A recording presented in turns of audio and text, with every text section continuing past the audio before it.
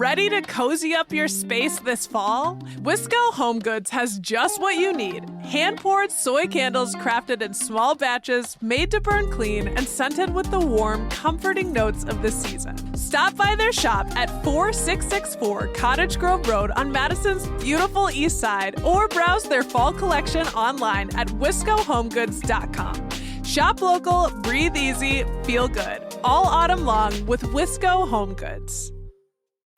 Word to the wise, the cold always comes faster than you think. That's why Cardinal is rewarding the early birds. Book your furnace tune-up for just $119 if you do it by September 15th.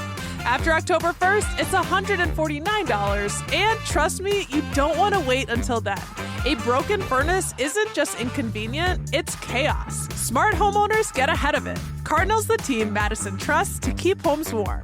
Book online at cardinalservice.com or call 608-218-3895. This is CityCast Madison.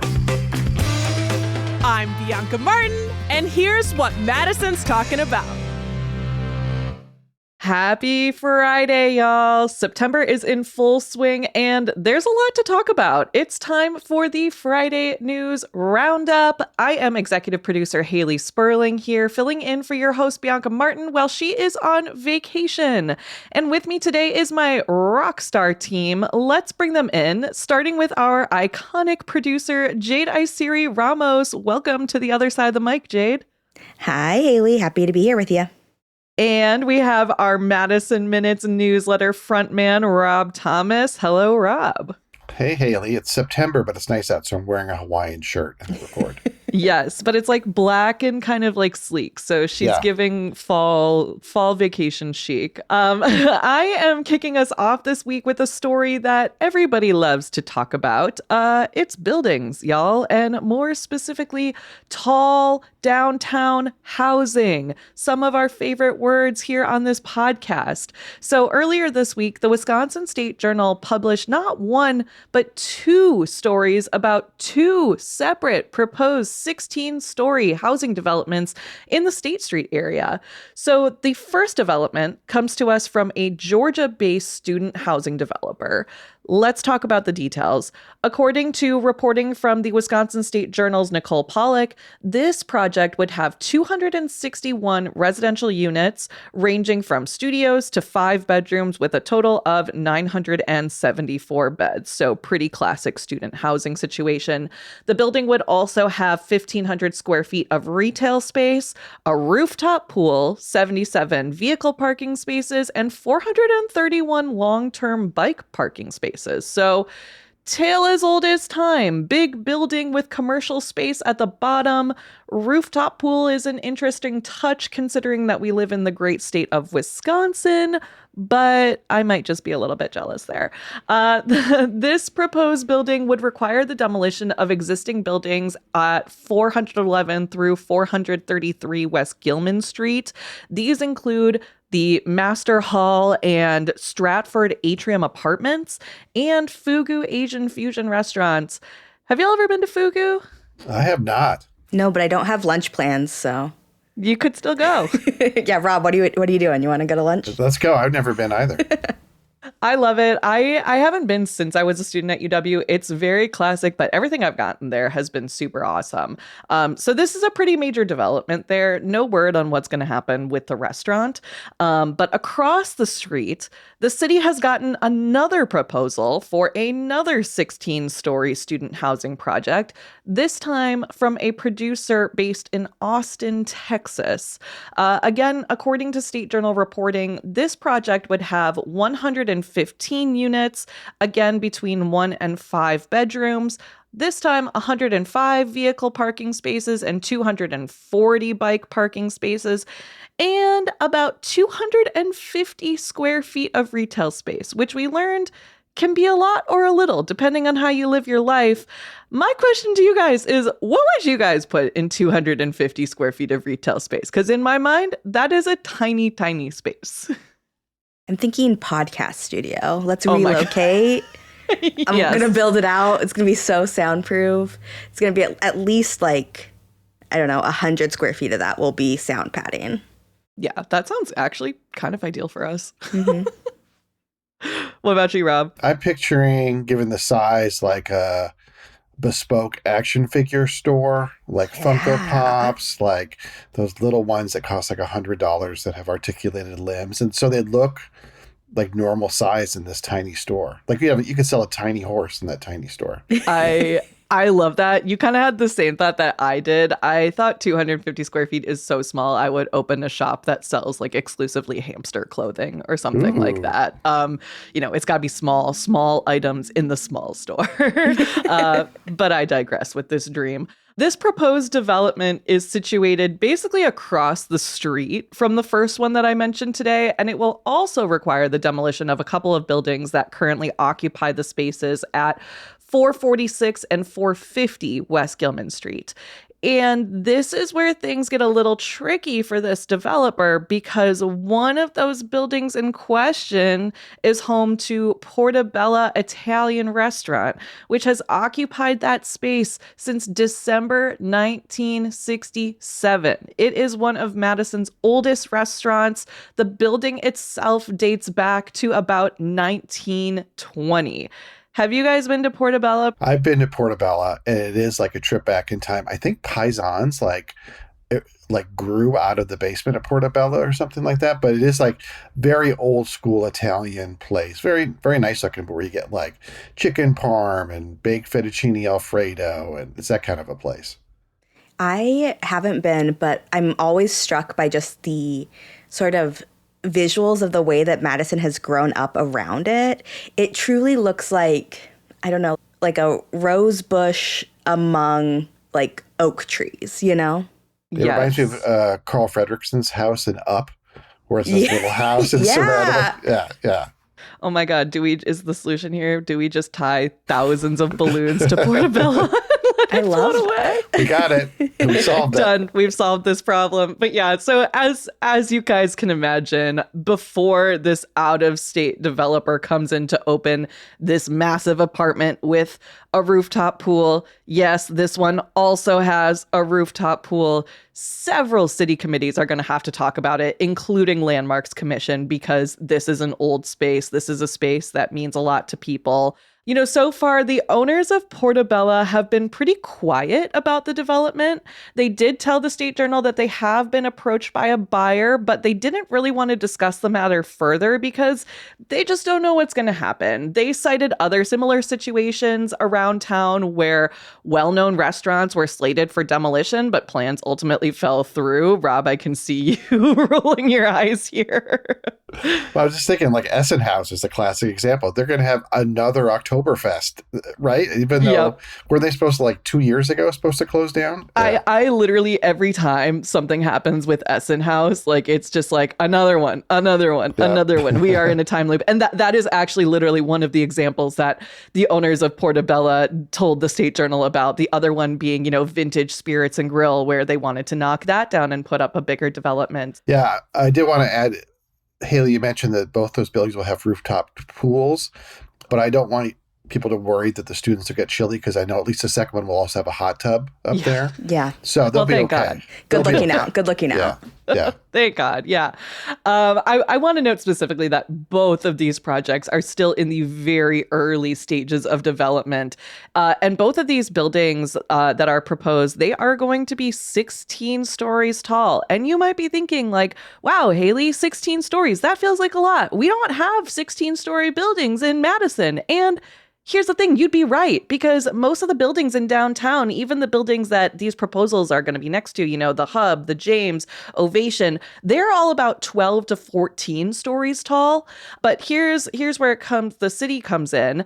At least one of these developments plans to take advantage of a newer city zoning incentive that allows developers to build extra floors in exchange for offering some of those extra units, or even as small as like extra beds, at lower rent, thereby creating more affordable housing specifically for students, which has been a really big area of concern recently as our city continues to grow and housing is in high demand.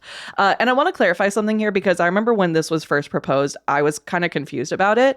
It's not that these buildings themselves are actually taller. They still need to abide by the state statute that demands that all buildings within 1 mile of the Capitol cannot exceed the height of the base of the Capitol's columns. So basically, you got to be shorter than the Capitol, but rather it's these buildings are adding extra floors while staying within that height restriction. So again, this type of zoning change is becoming more common in Madison as our city works to address our growing housing crisis. More recently, the mayor actually introduced another round of proposed ordinance changes that would loosen some restrictions on building heights near residential areas. It would also slightly reduce lot size requirements for smaller residential buildings. And she's proposed to allow 2 detached accessory dwelling units, or ADUs, to be on the same property. So some exciting developments there. Again, that is also just a proposal coming from the mayor's office. And if you have thoughts on that, because I'm sure people do, the city is hosting a virtual public meeting on that zoning proposal from the mayor, planned for September 30th. So we'll be definitely planning to add some links to our show notes for people to follow through on that. So lots of exciting developments happening here in Madison surrounding our housing. And, with housing comes transportation. How are these people going to get around? And we got another story coming up on our buses. But before we get into that, we're going to take a quick break.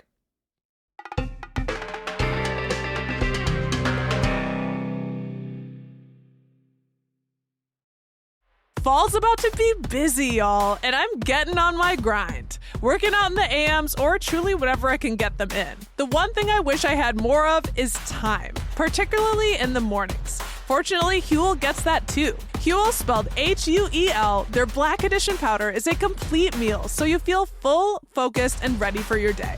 I'm someone who spends so much time adding ingredients to my smoothies, and Huel cuts that prep down to almost nothing. At less than $3 per meal, it's packed with 40 grams of plant-based protein and 27 essential vitamins and minerals. And just when you thought Huel had everything covered, they just dropped a first-of-its-kind Super Greens drink in a can. This is your daily greens, 42 vitamins, minerals, and superfoods, only 25 calories, 4 grams of fiber, 1 gram of sugar, made by dietitians. Try Huel with 15% off for new customers today using our code Madison at Huel.com/Madison. Fuel your best performance with Huel today. Alrighty, we are back. And Jade, you have our next story that is centered around transportation. What's going on here? Yeah, so today I have an update on the negotiations between the city of Madison and the union that represents Madison Metro workers. So that's your bus drivers, technicians, anyone who works on the bus. Earlier this week, the union, that's Teamster Local 120, published the contract they've been working on online. This is a big deal since Metro workers have been working without a contract since the first of this year. And what I mean by that is that their old contract expired on December 31st, so they've been working under the same agreements as that old contract while negotiations were ongoing. You guys will remember that this hit headlines in February when bus drivers called out sick or refused to work overtime for a day. You guys remember that, right?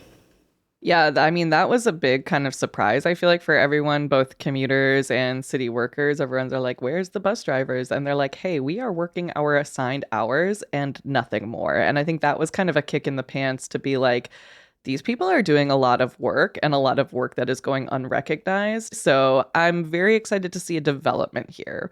The city has been very quiet. Metro has been very quiet about any sort of developments. Teamsters have been very quiet about any sort of developments. I have asked both parties for updates. They have repeatedly shot me down. So excited to see this stuff come out. Rob, do you have any reflections on that February time? Well, yeah, because they legally could not go on strike, right, for a day. And so this was their way, which I think was pretty effective of like Haley said, showing like, if we just work 40 hours, this is how much disruption there is to public transit, because we're relying so much on overtime and extra hours. So it was a pretty effective way to sort of show the community kind of what's going on inside Metro Transit. Yeah, exactly like you said, Rob. Under their old contract and then the one that's pending now, they can't go on strike. That's part of the agreement that they have. And so what they did instead was several people called in sick and several people said, no, I'm not taking that shift. I'm not working overtime, which led to delays and buses needed to be routed other directions for that one day in February. It is also worth noting that the city filed a formal complaint about that, what they're calling a sick out, with the Wisconsin Employment Relations Commission, saying basically you went on strike and you're not allowed to go on strike. But here's what the tentative contract, which is 130 pages plus, says. So the changes will include drivers receiving the same pay increase as other city employees, like police officers, firefighters, who all got a 3% raise earlier this year. There's a new clause, which I thought was interesting, of a 30-day PTO for an organ donation. So if you donate your kidney, 30 days of paid recovery time for that. Employee provided winter clothing and safety shoes, mile reimbursements for using personal vehicles while on the job. This is the first time that I have learned that sometimes maybe bus drivers will start at one location at the beginning of the day, but then end up at a different location later in the day. And so sometimes they have to, commute between where they started their day and where they ended their day. And so getting that time and if they drive those miles reimbursed is something that they're asking for. And then importantly, they also in the contract have 2 paid time off days following a physical assault to recover. And if you're assaulted but not physically, basically the rest of the day off, paid to sort of deal and recover from that. Breaking down that last piece, there has been a spike in violence towards bus drivers this year. The Wisconsin State Journal reports that between January and late May, there were 5 physical attacks on bus drivers. That's compared to 6 attacks in 2023 and 2024 combined. And I know we've covered in the past some attacks on bus drivers. Well, yeah, the most notorious one was when somebody, I think it was in February, assaulted a driver while the bus was moving and ended up crashing into the Asian House restaurant and a neighboring business just off Milwaukee Street, right? Yeah, and caused a lot of damage. And I think, 2 people were injured, had to go to the hospital. Yeah, those numbers that you explained, Jade, are just like really staggering to me and kind of frightening to see and like bear witness. And I saw in the State Journal, they noted that so far in 2025, there have been 45 non-physical assaults. So people perhaps getting into verbal altercation with these drivers. And it's just so disheartening to see, like, where are we going as a community? And like, I don't want to be like, oh, where is the humanity? But like, where is the humanity? Where is the decorum? Like, these bus drivers are literally doing their jobs. They are driving you to your location. Why do we have to be like this?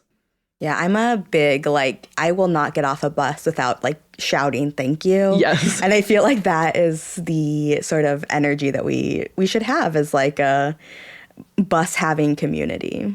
Yeah, absolutely. I was on the bus recently, during the Ironman weekend, and the driver was being super accommodating and very verbal about does everyone know that there's a detour going on? Here's our next stop. They are really putting in the work here to make sure that, people get to their destinations okay and safely. So it's only fair that they are operating all day safely and securely.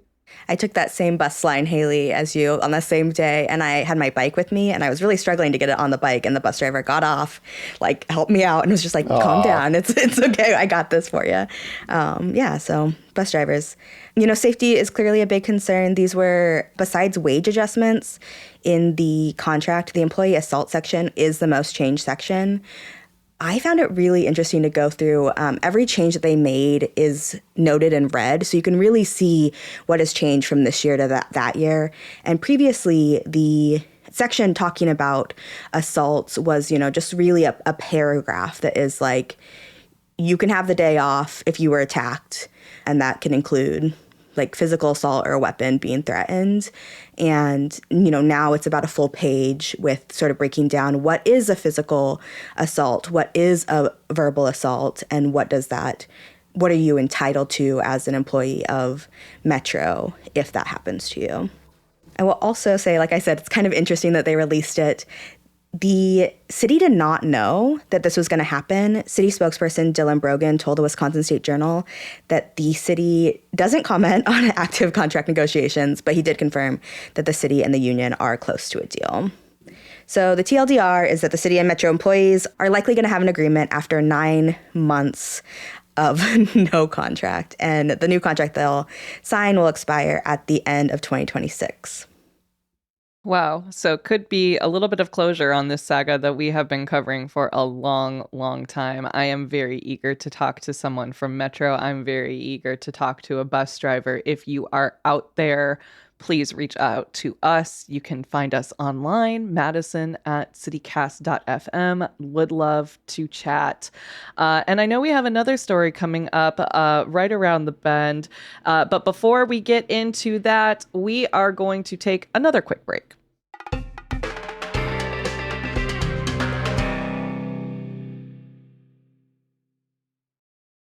All right, we are back. And Rob, you have our next story coming to us from the Madison High School scene. So what's going on there? Yeah, this is a story from Madison West High School, specifically the girls swim team at West. The parents of 2 students with disabilities, Asha Shukla and Aurelia Bergstrom, say that their daughters were unfairly cut from this team without adequate explanation from school officials. And they were at Monday's Madison School Board meeting and the public comment section looking for answers. So in Asha's case, she had been swimming for the team since she was a sophomore and is now a senior this year, so 2 years. Asha lives with Down syndrome, and her parents said she swam with the team in what they call an exhibition capacity, which means she was not scoring points. But her parents said it was just a huge benefit for Asha. She loved being part of the team, the whole community.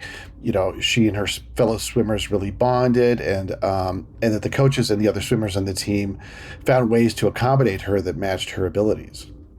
But so West officials this year said that they had so many students trying out for the team that they were basically making everybody do tryouts without any accommodations. And her parents say that's just physically impossible for Asha to do that and compete. Shukla's father said the school wrote him a letter implying that having Asha on the team hurt their competitiveness, but didn't provide any evidence to actually support that. And now the other student is Aurelia, is a freshman who has a neurogenetic disorder called SWAN, facing the same hurdle, basically. And the parents for both girls spoke during the public comment section and asked officials to reconsider the decision. And a spokesman for the Madison School District released a statement, but didn't directly address the issue. It sort of generally said something like, the district is deeply committed to ensuring that all students have access to safe, inclusive, and welcoming opportunities in our schools. So basically boilerplate language. So what do you guys think about this, hearing about this?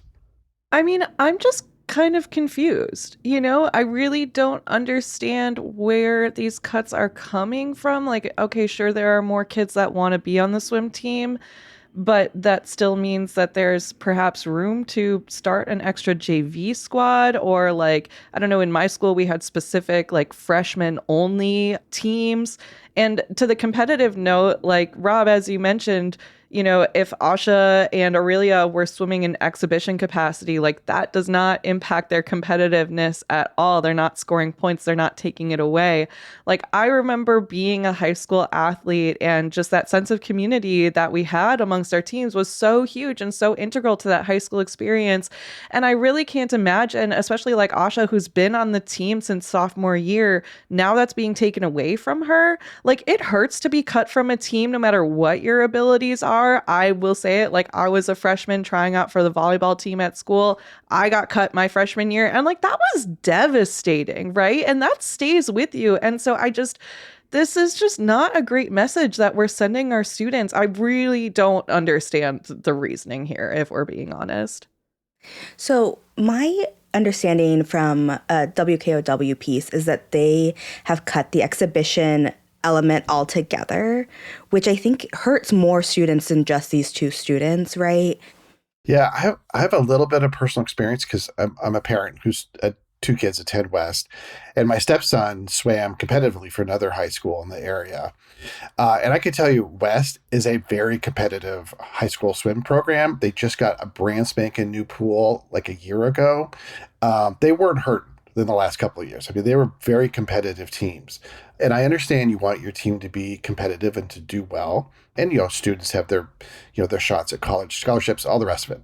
But like what I know about swim team culture is exactly what you say. It's this incredible community of like swimmers and coaches and parents and students in the community. And like it's a real powerful thing. And, I think you can see Asha benefiting from that. You can also see the other swimmers benefiting from having Asha there. There's intangibles in having your teammates cheer you on, and especially to lose out senior year. I mean, that is huge for an athlete who's been, through 2 years already. To that senior year is huge.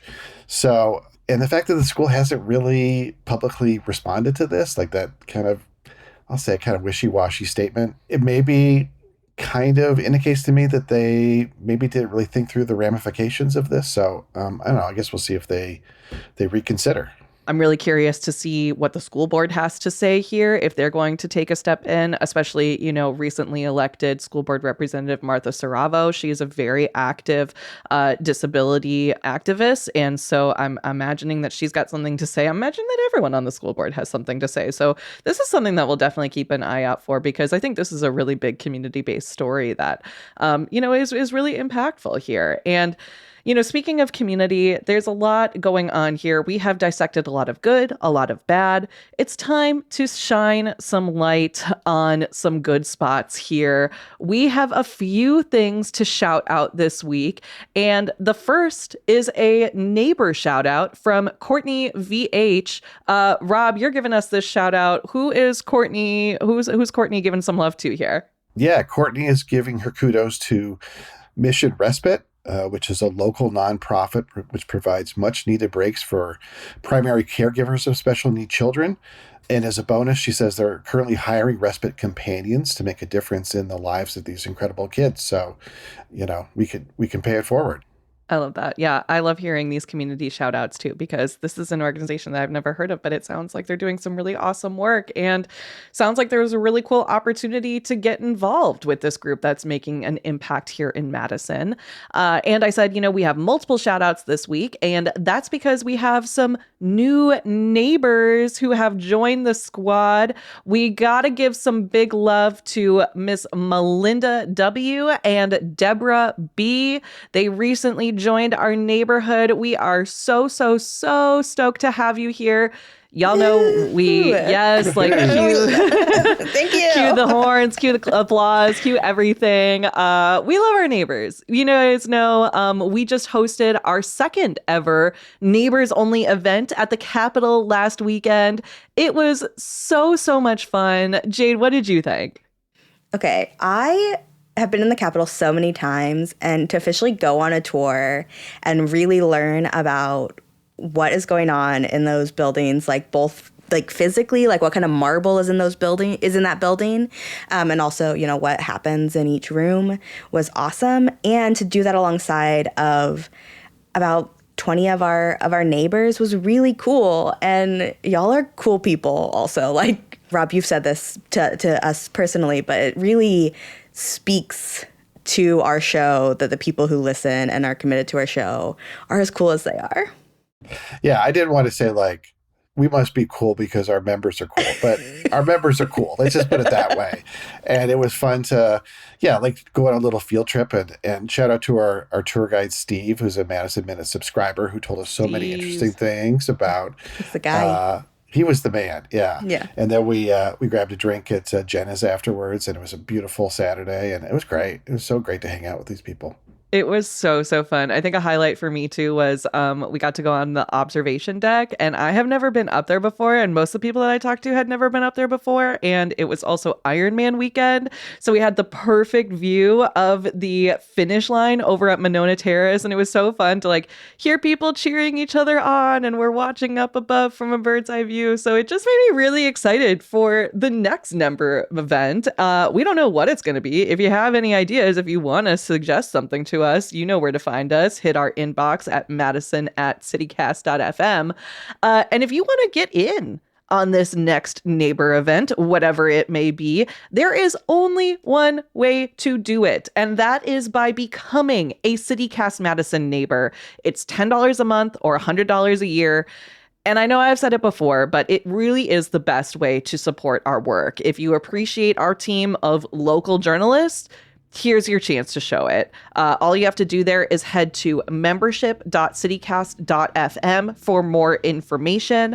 Our neighbors, we love you guys. As we said, you are the coolest people in the world to us. You are the wind beneath our wings, helping us fly higher every single day. And speaking of flying, we've got one more story to leave you with. Jade, take it away. Yeah, okay. So let's go flying. Let's go somewhere. Last Friday on Facebook, the Dane County Regional Airport announced some new seasonal nonstop flights. So this winter, you'll be able to fly to Miami and Fort Myers directly with Sun Country Airlines. Plus, that airline will also be adding a nonstop service to Phoenix, which is good news for me because that's where I'm spending Christmas this year. Do either of you try to do warm weather trips in the depths of winter? I love a warm weather trip in the depths of winter. Absolutely, yes. I grew up, with my grandpa. He was a little snowbird that went from Minnesota to Florida every year. So that is what I'm used to. Earlier this year, back in January, my friends and I, we celebrated a birthday down in Miami. And we actually went to Milwaukee Airport so we could get a direct flight out. And now I'm super stoked that there's flights here in Madison, which is just so exciting. And on top of that, the other day I was driving and I saw a bus advertisement for MSN, and it was just this man who looked like Jim Halpert or something, like just dressed in office clothing, and he was so excited. He was like, "Yeah, airport," and I was like, sure, okay. But I mean, that's how I feel. I get that. I'm Jim from the office, excited about the airport. Rob, do you travel in the depths of winter? So usually I don't plan a winter trip just because it's so hard to come back. It's so hard to go to like Phoenix for 5 days and then come back. That said, I did go to Phoenix a couple years ago. And Jade, I got some recs for you. Okay. Yeah. But then usually by March, I usually regret that I haven't booked a warm weather trip because it's like, yeah, this winter's, that's still going, huh? We're still doing this and it's still snowing. So I totally understand people needing to get away. Yeah, I think for me, it's like I really enjoy our winter, but the seasonal depression really hits in February.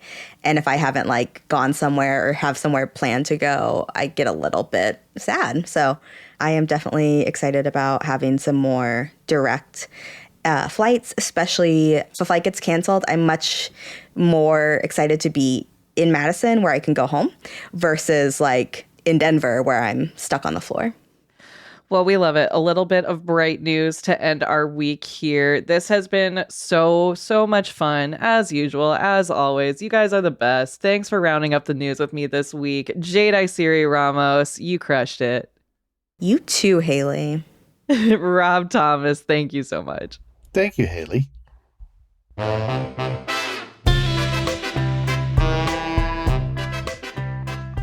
That's all for today here on CityCast Madison. I'm executive producer Haley Sperling. Bianca Martin is your host. We're produced by Jade Isiri Ramos, Elizabeth Kama, Zoe Culkin, and Lizzie Goldsmith. Our theme music is by Carl Christensen. Additional music this week by Moonlight, Xavier and Ophelia, and Corbin Calhoun from Triple Scoop Music via Getty Images. Rob Thomas is our newsletter editor. You can get more news delivered right to your inbox by subscribing to Madison Minutes.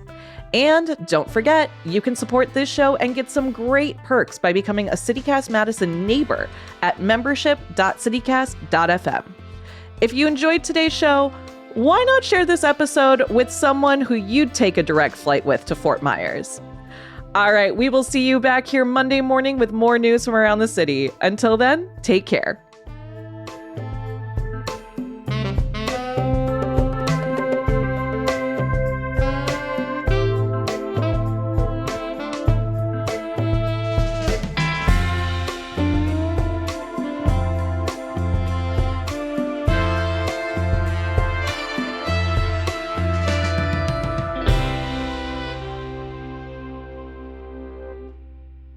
That was a smooth transition. I was on the fly, man. I did not write any of these.